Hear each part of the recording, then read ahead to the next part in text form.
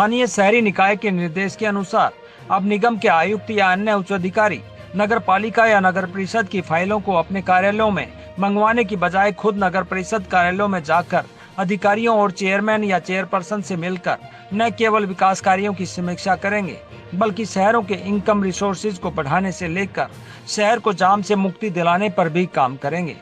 इस कड़ी में आज सोनीपत नगर निगम के आयुक्त विश्राम सिंह मीणा गोहाना नगर परिषद पहुंचे और चेयरपर्सन रजनी विरमानी, ईओ निशा शर्मा तथा अन्य अधिकारियों के साथ बैठक कर चल रहे विकास कार्यों की चर्चा की तथा अन्य परियोजनाओं पर किए जाने वाले कार्यों पर भी मंथन किया तथा नगर परिषद द्वारा चलाए जा रहे विकास कार्यों का निरीक्षण भी किया। इस दौरान उन्होंने पत्रकारों से बात करते हुए कहा कि शहर की अवैध कॉलोनियों को वैध करने की प्रक्रिया पर लगातार काम किया जा रहा है, बरसते कि वार्ड का पार्षद अपने रेजिडेंट एसोसिएशन का गठन करके सरकार को भेजे। इसके अलावा शहर में जाम से मुक्ति दिलाने के लिए एक स्थान पर पार्किंग की व्यवस्था करने के लिए चौधरी देवीलाल स्टेडियम को खेल विभाग से खरीदे जाने की बात कही, जिसमें पार्किंग और व्यावसायिक संस्थान बनाए जाएंगे, जिसमें नब की आय के संसाधन भी बढ़ाए जा सकते हैं। जैसा कि माननीय मुख्यमंत्री और कमिश्नर यूएलबी के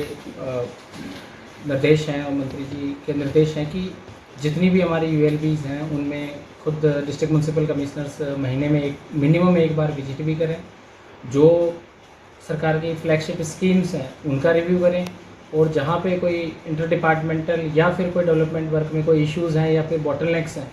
तो उसको रिजॉल्व करने में, तो हमने इसी कड़ी में सारे जो जितनी भी म्यूनसिपल कमिटीज़ हैं, तो एज ए डीएमसी मेरी ये गोहाना में पहली विजिट रही है। हमने 15 बिंदुओं के लगभग 60 एजेंडाज पे जो समीक्षा है वो करी है प्रेसिडेंट के साथ और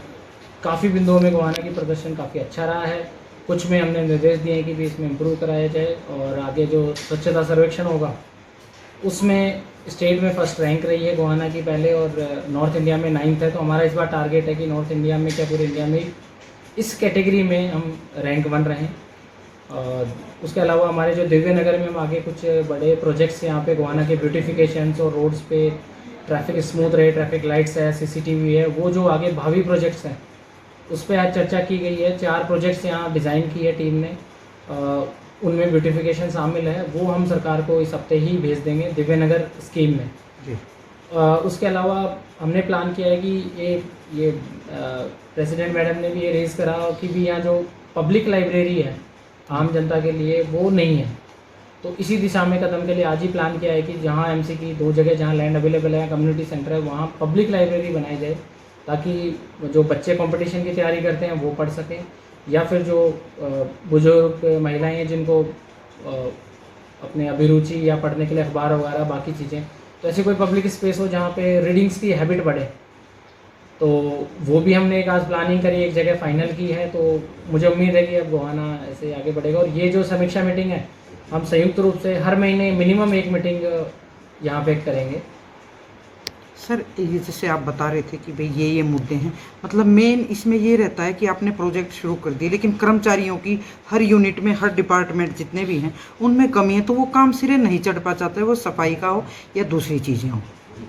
वही मैम, इसमें हमने इस बार टारगेट जो हमारी हर समीक्षा का ऑब्जेक्टिव टारगेट्स करते हैं कि भाई ये जो प्रोजेक्ट है इसमें अभी आपकी प्रदर्शन इतना है, इसमें ये आपका टारगेट, ये डेट है, ताकि अगली मीटिंग में वो टारगेट अचीव अगर हो गया तो ऐसे कर्मचारी की तारीफ भी की जाए, उसको प्रशंसा पत्र भी दिया जाएगा। जहाँ कोई कमी रही है या तो कोई बोटलनेक्स, कोई कारण ऐसा आ गया हो जो किसी सिस्टमेटिक इशू की वजह से वो रिजॉल्व करें, और कहीं कोई कर्मचारी की लापरवाही है उसको भी हम पॉइंट आउट करें, उस पर कार्रवाई भी करें और उस प्रदर्शन को बढ़ाएं। एक सर लगातार जैसे अतिक्रमण अभियान को लेके बड़ी मतलब कुछ कहा सुनी, इस तरह से वो ठीक से हो नहीं पाता प्रॉपर तरीके से, कोई विरोध कर रहा है तो एक चैनल, एक सिस्टम ऐसा बनाया जाए कि विरोध भी ना करे और काम भी चले। उसमें देखिए 2 चीज़ें हैं कि जो भी कर्मचारी और अधिकारी हमारे जितने भी काम कर रहे हैं वो नियमानुसार ही काम करते हैं। साथ में इनका सबका ध्येय ये रहता है कि शहर में जो ट्रैफिक कंजेशन है,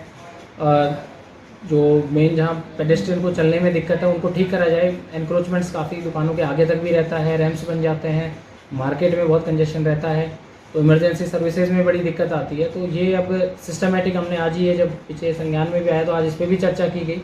कि भी कितने महीने में कितनी ड्राइव चल रही है। साथ ही ऐसे मैटर्स में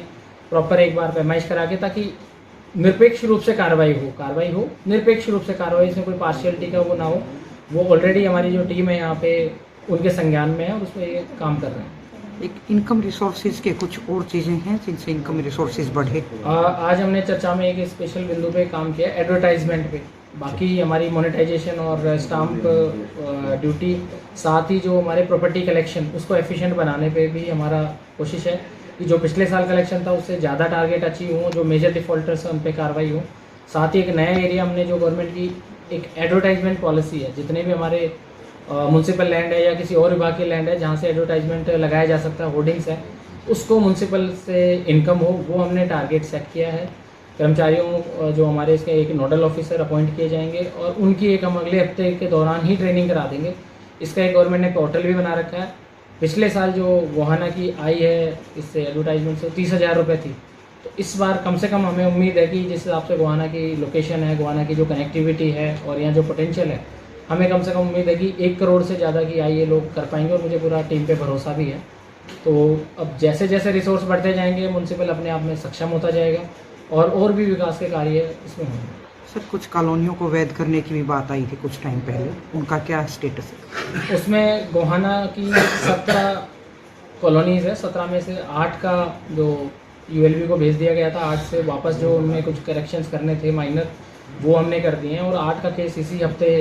हम चंडीगढ़ भेज देंगे। और बची हुई जो 9 कॉलोनी है, 9 में भी हमने टारगेट सेट किया है कि by first week of July वो 9 का केस भी वापस जो उनमें कमियां रह गई थी या जो उसमें गवर्नमेंट ने जो रिलैक्सेशन दिया उसके हिसाब से उसको भेज दिया जाए। साथ ही आज एक निर्णय भी लिया गया, प्रेसिडेंट मैडम ने भी उठाया कि भी जो कॉलोनीज़ ऐसी हैं जो इन 17 में शामिल नहीं हो पाई और वहाँ पे मांग है कि उनको रेगुलराइज करा जाए, तो वो भी हमने आज कहा है कि भी वहाँ से अगर